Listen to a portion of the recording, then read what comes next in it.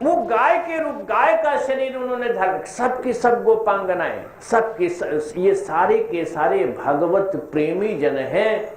इसलिए ब्रज रज की महिमा है।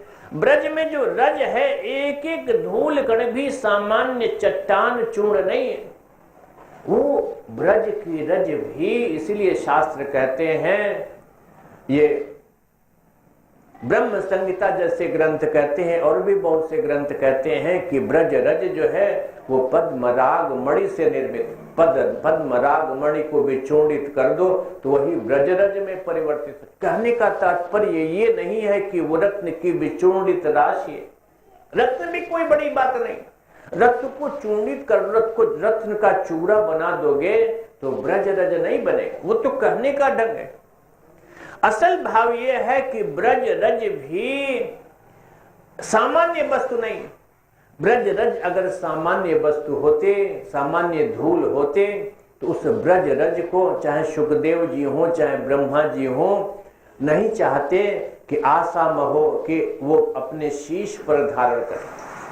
ब्रह्मा जी भी जब आते हैं ब्रजमंडल में, सुखदेव जी भी जब ब्रजमंडल छोड़ के जाने को होते हैं तो धूल में लोटपोट हो जाते, ब्रज रज में लोटपोट हो, सामान्य धूल नहीं। ये शिला कण भी एक एक कण, ब्रज रज का एक एक कण भी गोपी देह से बना है।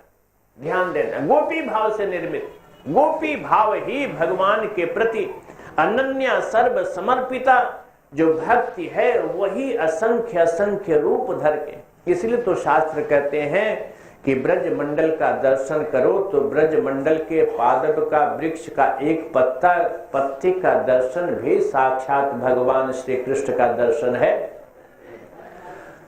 ये जो राधोपनिषद या राधिकोपनिषद कहते हैं कि राधा और कृष्ण अभिन्न है, तो राधा और कृष्ण ही अभिन्न नहीं है।